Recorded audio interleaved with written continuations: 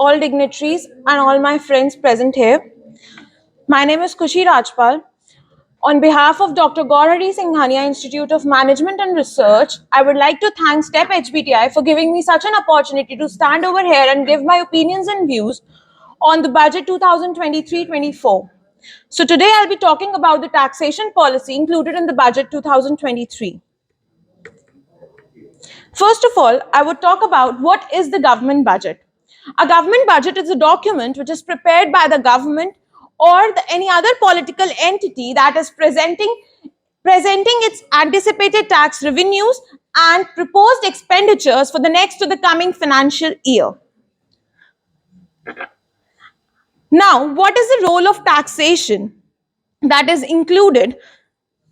Taxation not only pays for the public goods or services, but it is a key ingredient between a social contract between the citizens and the economy. So, the four basic objectives of the tax policy are simplicity, efficiency, fairness, and revenue sufficiency. Now, moving on to the main topic, the development perspectives as per the budget 2023. So, the first point I'll cover is the deemed income, including the residents but not ordinarily residents, the RNOR persons. These persons are under the two conditions. The first condition states that if a person is living in India for 729 days, or the second condition says that if a person is living in India for less than previous 7 years. So these persons have to pay the taxes on the money received from the residents. It can be in the form of gifts, and if this money is more than rupees 50,000.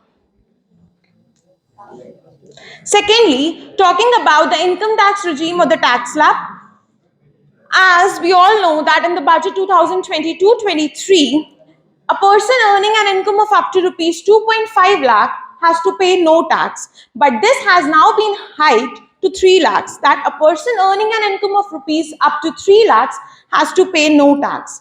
The second slab says that if a person is earning between 3 lakhs to 6 lakhs, 5% tax is to be paid.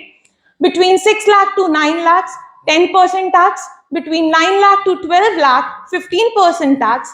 Between 12 lakh to 15 lakhs, 20% tax. And if a person is earning an income of above 15 lakhs, has to pay 30% tax.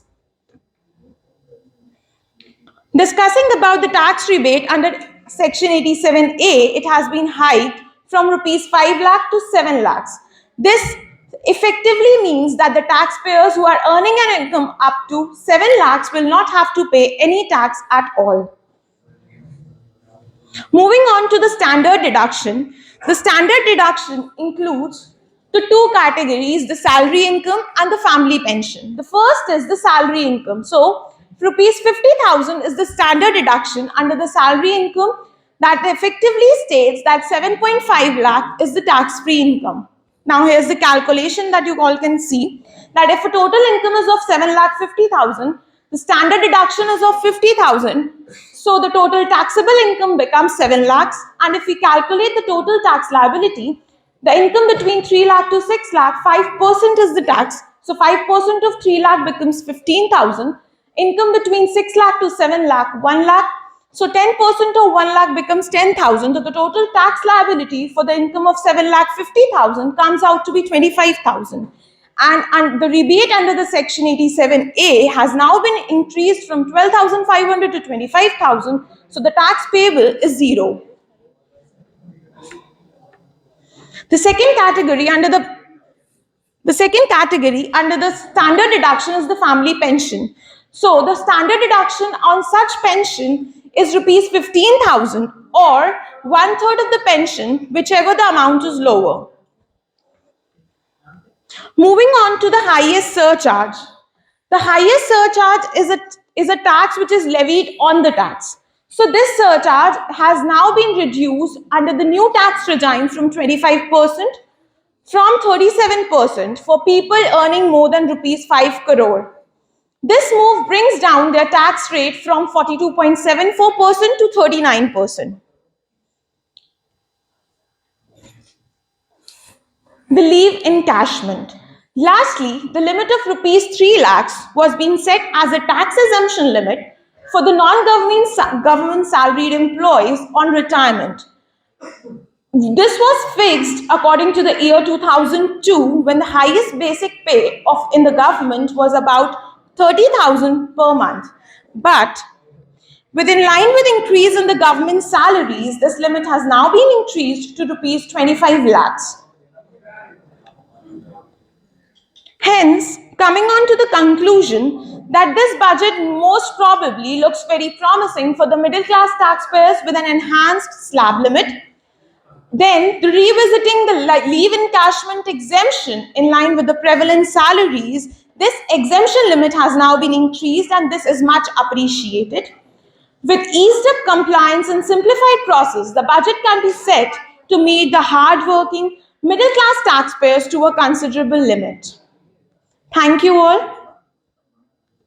So as people are saying that deficit are increasing, and so why not we should include more people for taxation? Like why we should not reduce? Why we are always giving the exemption? They are saying that certain only few peoples are giving the tax. Why we are not reducing?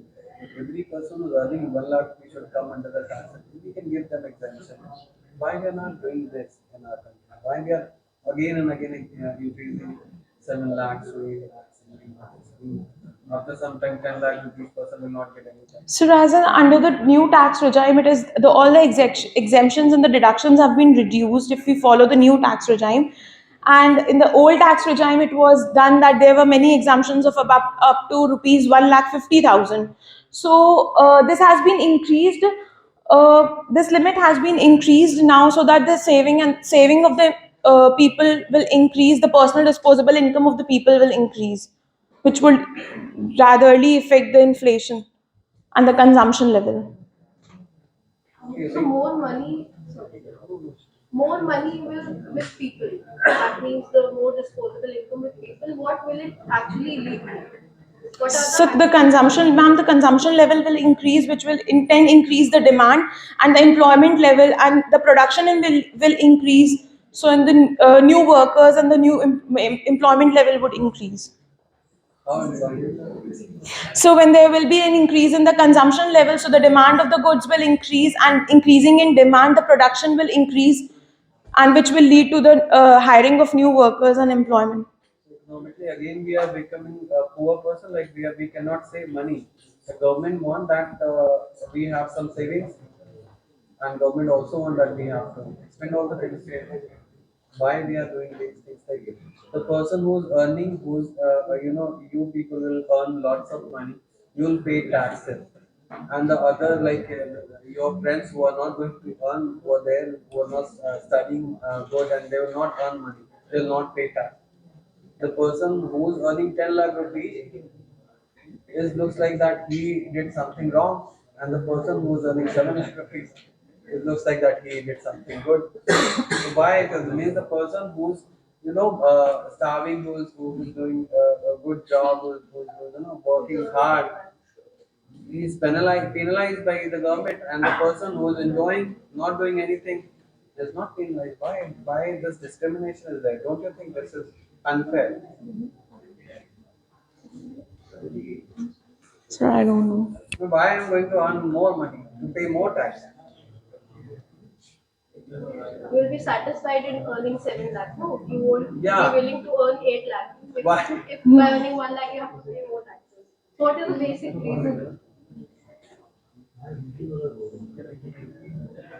I'm sorry, sir. I'm not.